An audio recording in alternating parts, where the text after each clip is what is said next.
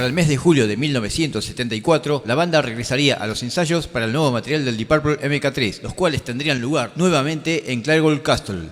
La agenda para el mes de agosto consistiría de tan solo 4 shows en Estados Unidos.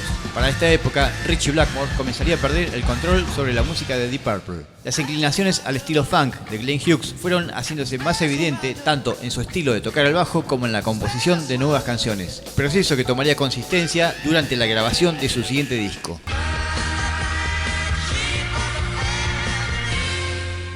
Para su siguiente álbum, Ritchie Blackmore sugeriría grabar un cover de la banda Quatermass, pero esta sugerencia sería rechazada, por lo cual este tomaría una actitud reacia y se distanciaría del resto del grupo, al punto de casi no participar en la composición de canciones nuevas ni de estar presente en la mayor parte de la grabación del álbum.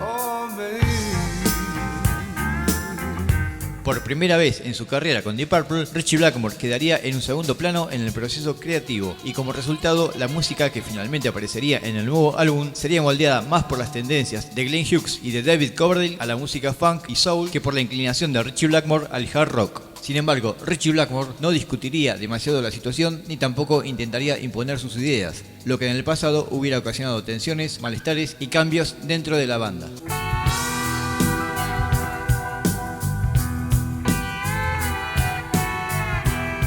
En primer lugar, su matrimonio había terminado y quizás esa habría sido una de las causas de su poco interés por la música de la banda. En segundo lugar, se había hecho muy amigo de los integrantes de Elf, la banda norteamericana que venía siendo telonera de Deep Purple y según versiones, la intención oculta de Ritchie Blackmore era utilizar los servicios de esta banda para un álbum en solitario, álbum que había puesto temporalmente en stand-by cuando Glenn Hughes y David Coverdale ingresaron a Deep Purple.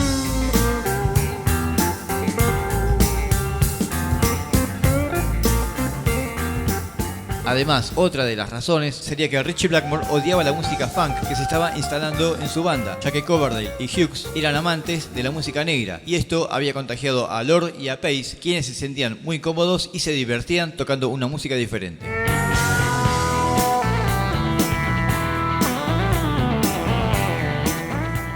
Este álbum sería grabado entre agosto y septiembre de 1974 en los estudios Musicland de Múnich, Alemania. Más tarde sería completado en los estudios de Record Plant de la ciudad de Los Ángeles, California.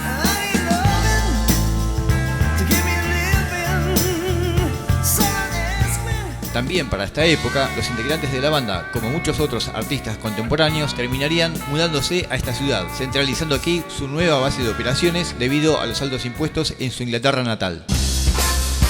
El 12 de septiembre de 1974, Jon Lord y Ian Pace actuaron en vivo en el London Palladium junto a Tony Ashton en la presentación en vivo del álbum First of the Big Bands. En este show, los bateristas Ian Pace y Carmine Appice tocarían simultáneamente junto a otros músicos destacados como Ray Fenwick, Max Middleton y Dick Parry. También, durante septiembre, Deep Purple realizaría otra gira por Alemania. Durante los meses de noviembre y diciembre de 1974, volverían nuevamente a girar por los Estados Unidos.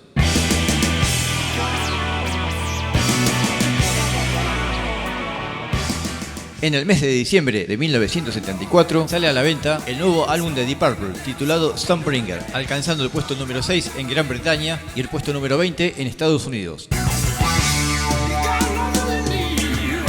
El álbum Stonebringer presentaría innovaciones musicales que terminarían alejándose del clásico sonido de Deep Purple de los años anteriores. La música, aunque no era mala, al contrario, todas las canciones serían de excelente calidad, pero habría un cambio musical notorio que confundiría a gran parte de sus fans.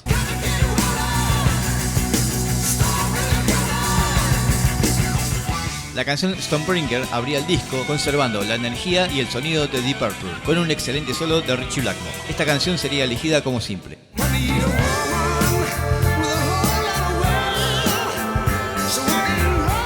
Un buen momento del disco es la super funky Love Don't Mean a Thing, canción que seguramente habrá desorientado a muchísimos fans del Deep Purple de In Rock o Machine Head. Esta canción sería utilizada como el lado B del simple Stonebringer.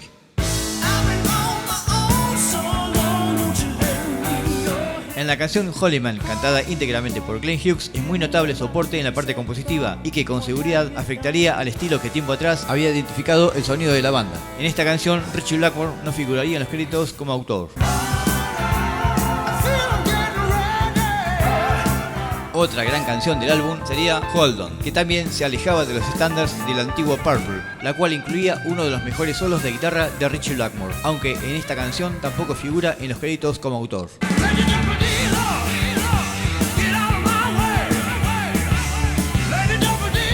Lady Double Dealer era la canción que abría el lado B, siendo una demostración de que Ritchie Blackmore todavía rockeaba, imponiendo su sello y su creatividad.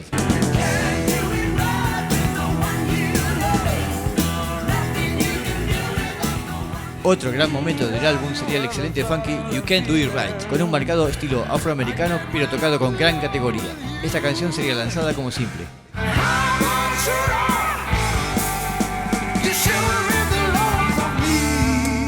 Highball Shooter también mantenía el estilo rockero con un gran desempeño de la voz de David Coverdale y un excelente solo de Ian Lord en el Hammond.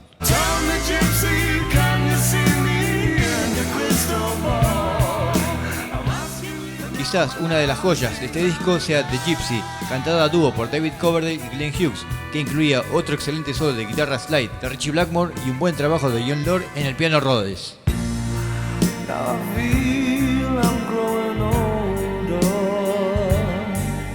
La frutilla del postre sería Soldier of Fortune, canción que cantaría solamente David Coverdale con una gran participación de Ritchie Blackmore por primera vez en guitarra española y otro gran solo de guitarra slide en su Stratocaster.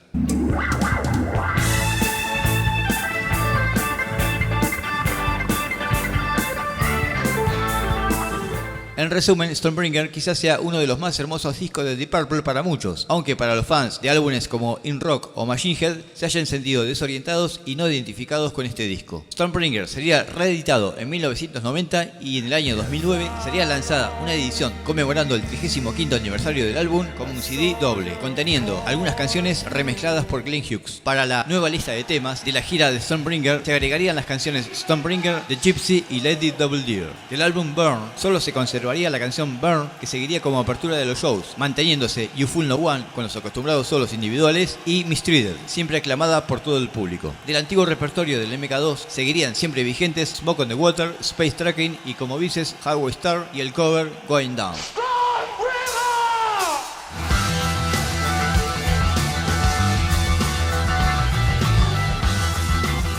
Mientras Deep Purple estaba de gira por Estados Unidos, en la jornada del 12 de diciembre de 1974, Ritchie Blackmore se reuniría en un estudio con el vocalista de Elf, Ronnie James Dio, donde grabarían un simple con la canción Black Sheep of the Family E como el lado A y una nueva composición titulada 16th Century Greensleeves como el lado B. Satisfecho con los resultados, Ritchie Blackmore extendería estas sesiones con fines de grabar un álbum completo. También debemos mencionar que durante este año David Coverdale y Glenn Hughes participaron en la grabación de The Butterfly Ball, una obra musical de Roger Glover que, si bien ya no era miembro de Deep Purple, ya se encontraba trabajando en Purple Records como productor. Así terminaría el año 1974 para la banda Deep Purple.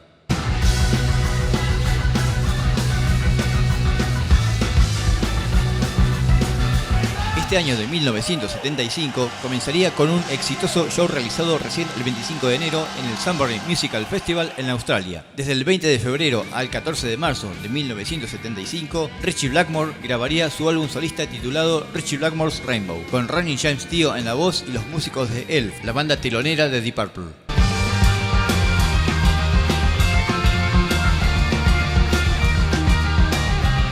En marzo de 1975, la partida de Ritchie Blackmore era algo que estaría en conocimiento de casi todos. La decisión estaría tomada, ya que según Ritchie Blackmore, no había quedado nada conforme con el álbum Stormbringer y además declararía que no estaba con la gente con la que quería hacer música.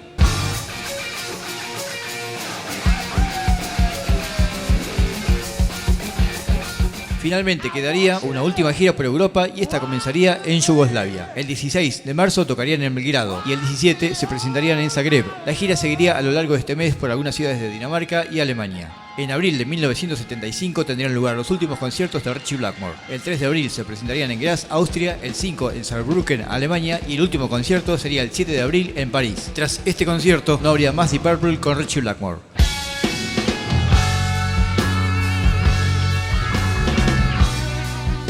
A partir de este momento, Ritchie Blackmore y el resto de Deep Purple continuarían sus carreras por separado. Por el lado de Ritchie Blackmore, con su álbum Ritchie Blackmore's Rainbow ya grabado, continuaría con su banda bautizada Rainbow, la cual posteriormente sufriría diversos cambios de personal. Por el lado de Deep Purple, Jon Lord y Ian Paice en un principio no se mostrarían preocupados por continuar con la banda, ya que gozaban de una muy buena posición económica y creían que era necesario poner a la banda en stand-by. Sin embargo, existirían presiones de sus managers y compañías discográficas para que Deep Purple continuara. Además, David Coverdale y Glenn Hughes estaban decididos a seguir con la banda con vistas a incrementar mayores logros musicales y también engrosar mayores ganancias en sus cuentas bancarias. Reemplazar a Ritchie Blackmore sería algo inimaginable, pero David Coverdale y Glenn Hughes intentarían convencer a Jon Lord y Ian Paice para encontrar un nuevo guitarrista.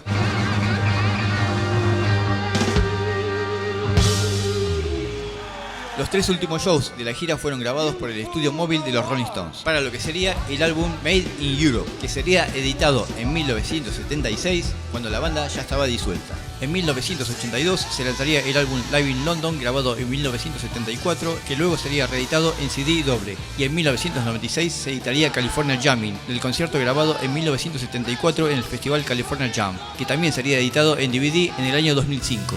En 1996 se editaría el CD doble Deep Purple MK3 The Final Concerts, incluyendo material de los últimos conciertos. En el año 2014 se editarían los álbumes con shows completos Live in Grasse y Live in Paris.